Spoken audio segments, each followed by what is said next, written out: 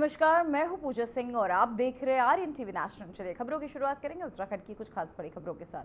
हरिद्वार में विश्व मंगलय सभा के तत्वाधान में आयोजित मातृ संस्कार समागम कार्यक्रम में मुख्यमंत्री पुष्कर सिंह धामी मुख्य अतिथि रहे।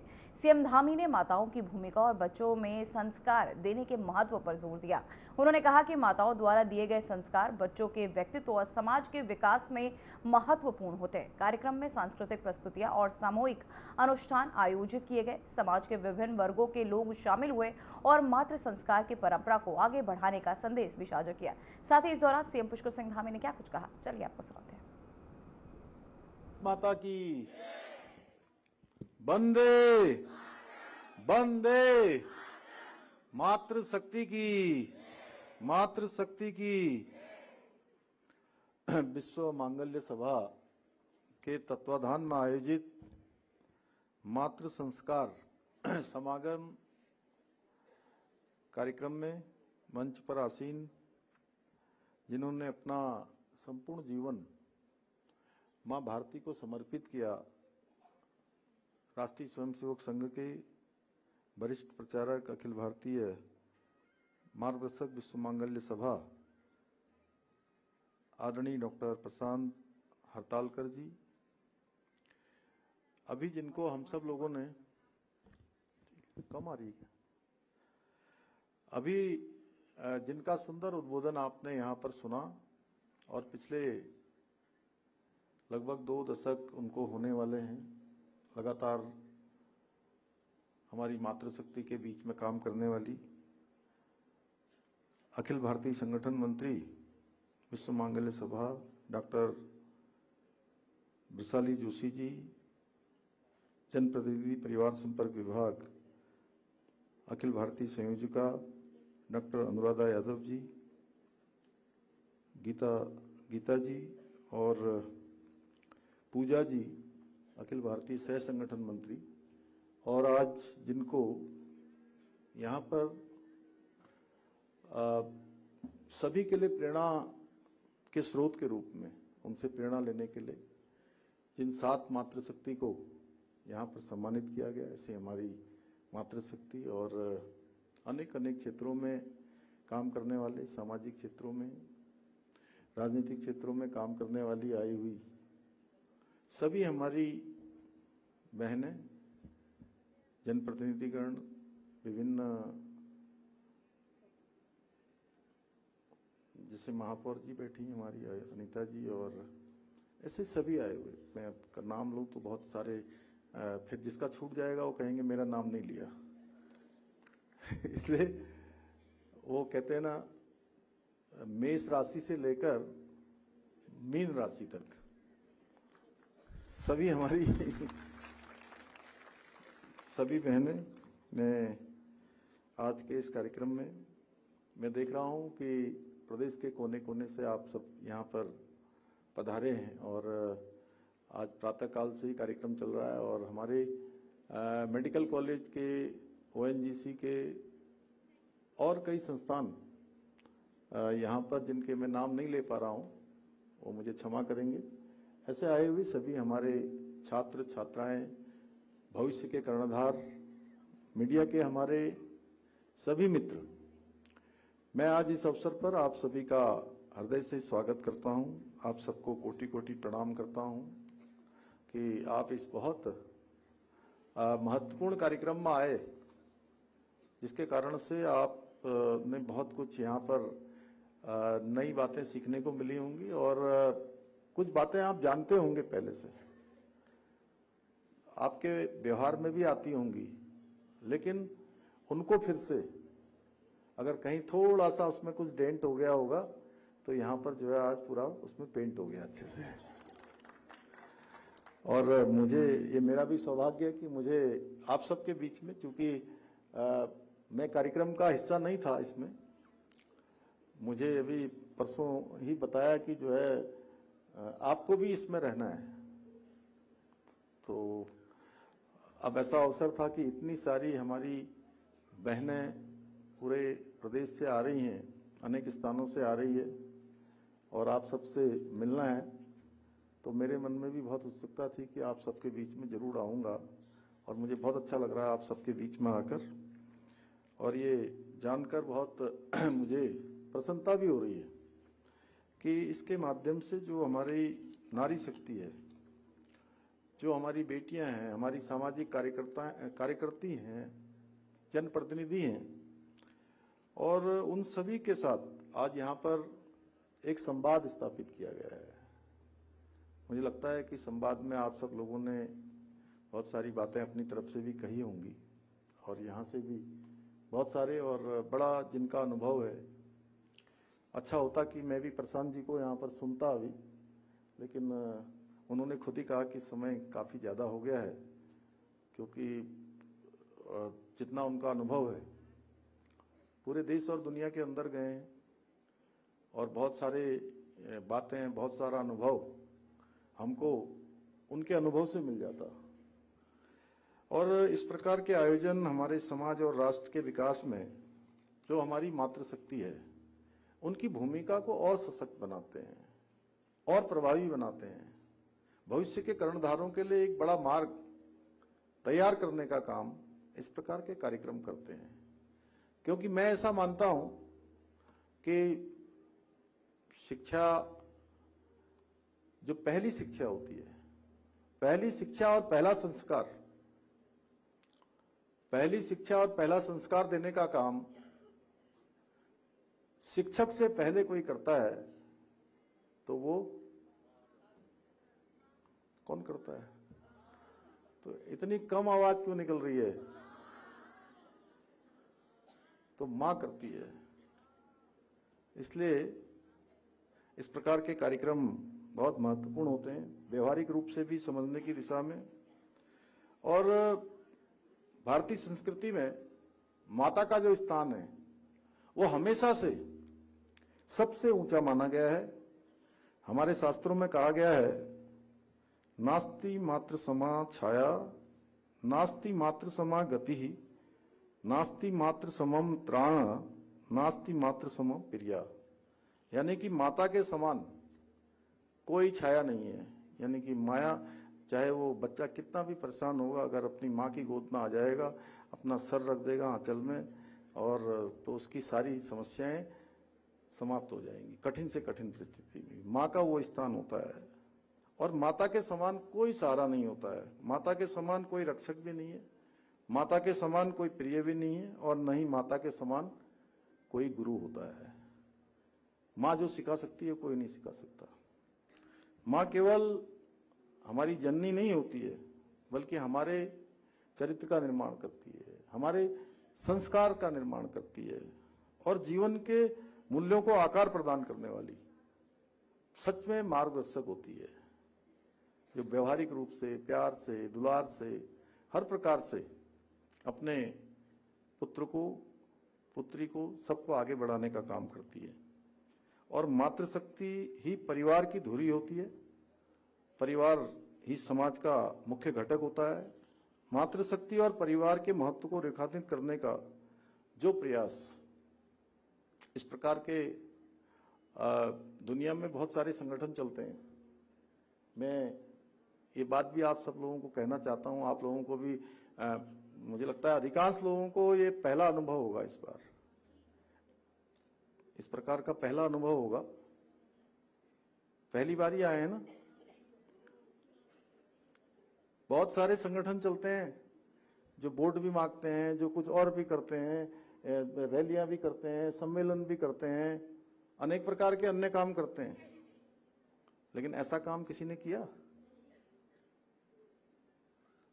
आगे की दूरदृष्टि कि कैसे परिवार बनेगा, परिवार से कैसे समाज बनेगा, समाज से कैसे राष्ट्र बनेगा, उस दिशा में विश्व मांगल्य सभा के द्वारा जो निरंतर प्रयास किया जा रहा है, वो प्रयास बहुत सुंदर है, बहुत सराहनीय है। उसकी जितनी प्रशंसा की जाए उतनी कम है। इसके लिए मैं विश्व मांगल्य सभा के बिरसाली जी को, पूजा जी को, और हमारे आदरणीय प्रशांत जी को मैं बहुत धन्यवाद करता हूं, और उससे जुड़ी हुई समस्त मातृशक्ति को, जिन्होंने इस भव्य आयोजन को देवभूमि उत्तराखंड में आयोजित किया, उन सभी का मैं हृदय से धन्यवाद करता हूं। हमारी सांस्कृतिक परंपराओं, धर्म ग्रंथों और ऐतिहासिक घटनाओं में माता द्वारा दिए गए जो संस्कार हैं उनका अद्वितीय महत्व है। चाहे हमारे आदर्श प्रभु श्री राम को उनकी माता कौशल्या जी के द्वारा जो जीवन में संस्कार दिए गए, उनके जीवन को ले लीजिए, किस प्रकार से उन्होंने धर्म, सत्य और कर्तव्य का मार्ग अपनाया, और उनके माता के संस्कारों के बिना ये संभव नहीं था। देखिए, जिन भगवान राम को राज सिंहासन मिलना था, राज तिलक होना था,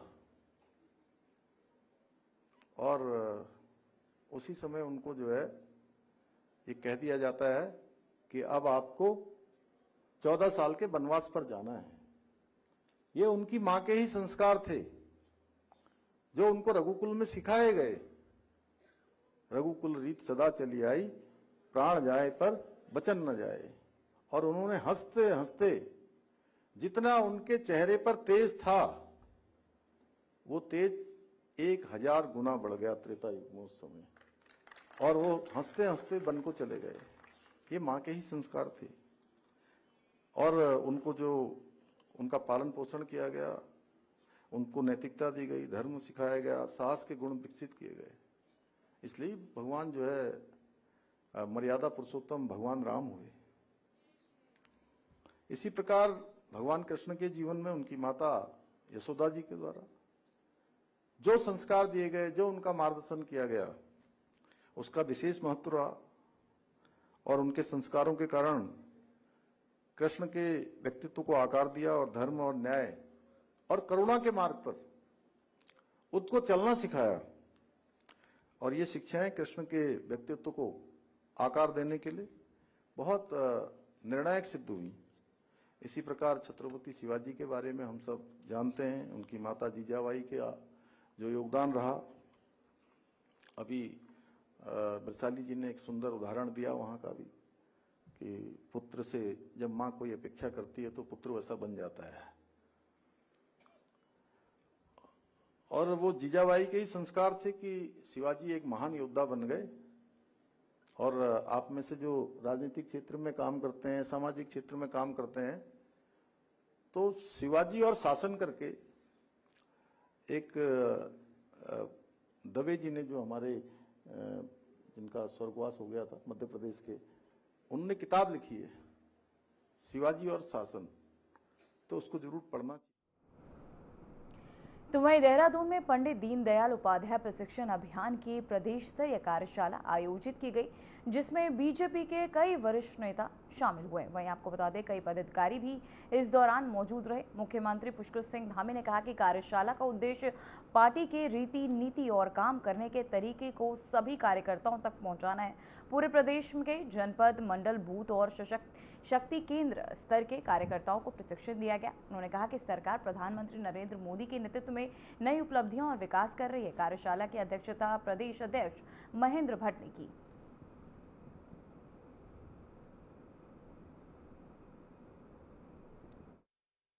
आज पूरे प्रदेश के लिए, जो आगे पूरे प्रदेश में सभी कार्यकर्ताओं का, जनप्रतिनिधियों का, और जो हमारे पदाधिकारी हैं प्रदेश के, मंडलों के, बूथों के, शक्ति केंद्रों के, उन सभी का प्रशिक्षण हो। रीति नीति पद्धति, भारतीय जनता पार्टी किस प्रकार से काम करती है, राज्य सरकार, केंद्र सरकार, आदरणीय प्रधानमंत्री मोदी जी के नेतृत्व में जिस प्रकार से नए नए इतिहास रचे जा रहे हैं, नए नए डेवलपमेंट हो रहे हैं, और एक हमारी पार्टी की वैचारिक जो सोच रही है, वैचारिक प्रतिबद्धता रही है देश की आज़ादी से लेकर अब तक, तो प्रशिक्षण के हमारे अभियान चलते हैं। उन्हीं अभियानों के लिए आज यहाँ पर पूरे प्रदेश की कार्यशाला आयोजित की गई है। और इस कार्यशाला के माध्यम से अब जिलों में भी इस प्रकार के कार्यक्रम होंगे। जिलों में प्रशिक्षण के कार्यक्रम होंगे, मंडलों में होंगे, और सभी जो हमारे प्रशिक्षित लोग हैं, वरिष्ठ लोग हैं, लंबा जिनका अनुभव है, अनेक विषयों के जो विशेषज्ञ हैं, हमारे वरिष्ठ नेतागण हैं, वो सभी इन कार्यशालाओं में प्रतिभाग करेंगे।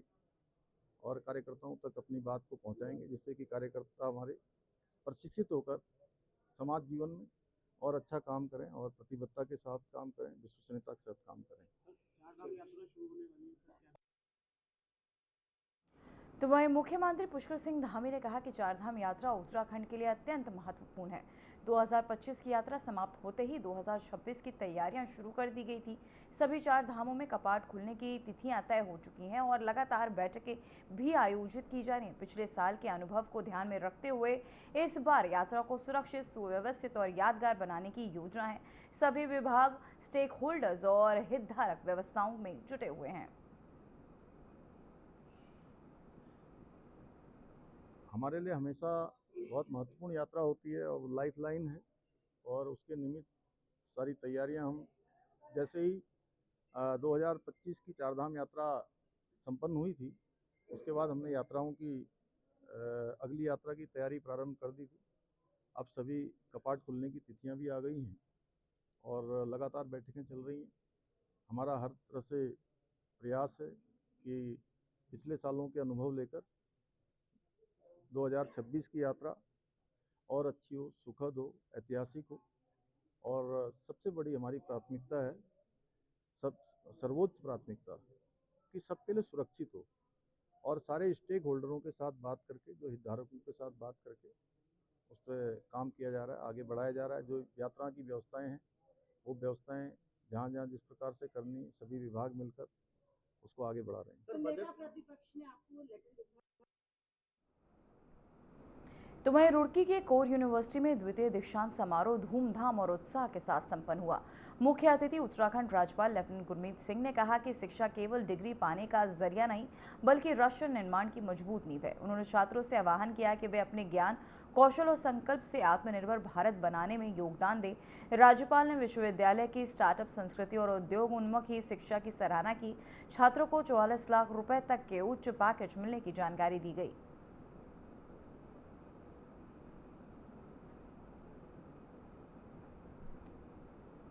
जिनको भी अवार्ड दिया, उनके अंदर में जो वाइब्रेशन थी, उनके अंदर जो कॉन्फिडेंस था, उसके बलबूते पर मैं कह सकता हूं कि भारत को विश्व गुरु होने से कोई नहीं रोक सकता, क्योंकि हमारी जो विद्या, ज्ञान का जो जड़ है, जो धरोहर है, जो शिक्षा और ज्ञान की जो अंदर में पैशन है, वो बिल्कुल अलग है। मुझे ऐसा लगता है कि आज हमारे युवाओं को देखकर आज ऐसा लगा कि ये जो हमारी अमृत पीढ़ी है, ये अवश्य ही 2047 में भारत को विकसित राष्ट्र, आत्मनिर्भर भारत बनाएंगे। आज ये भी एम्फसाइज किया कि जो टेक्नोलॉजी है, जो तो वहीं केंद्रीय कृषि मंत्री शिवराज सिंह चौहान और राजस्थान के मुख्यमंत्री भजनलाल शर्मा ने एआई भारत विस्तार योजना का शुभारंभ किया। इस अवसर पर प्रदेश के कृषि मंत्री गणेश जोशी वर्चुअल माध्यम से जुड़े और अन्य राज्यों के कृषि मंत्री एवं किसान भी मौजूद रहे। योजना का उद्देश्य किसानों को कृषि और औद्योगिक फसलों के आर्टिफिशियल इंटेलिजेंस के माध्यम से सटीक जानकारी प्रदान करना। वहीं डिजिटल प्लेटफॉर्म पर किसान फसल बीमा, मंडी भाव, सिंचाई समय, उन्नत बीज और अन्य कृषि संबंधी जानकारी आसानी से प्राप्त कर सकेंगे। कृषि मंत्री ने कहा कि ये पहल प्रधानमंत्री नरेंद्र मोदी के किसानों की आय दुगनी करने और विकसित भारत के संकल्प को सशक्त बनाने में महत्वपूर्ण भूमिका निभाएगा। मैं माननीय प्रधानमंत्री जी का, माननीय केंद्रीय कृषि मंत्री शिवराज जी का विशेष आभार करता हूं। आज भारत विस्तार ऐप की लॉन्चिंग इन्होंने की है, क्योंकि आज एआई का जमाना है, तकनीक का जमाना है, और किसान इसके माध्यम से उसको कौन सी खाद डालनी है, कौन सा बीज लगाना है, किस मौसम में खेती करनी है, सारी जानकारी एक नंबर 155261 पर। फिलहाल उत्तराखंड की खबरों में इतना ही। देखते रहिए आरएन टीवी नेशनल। मुझे दीजिए इजाजत। नमस्कार।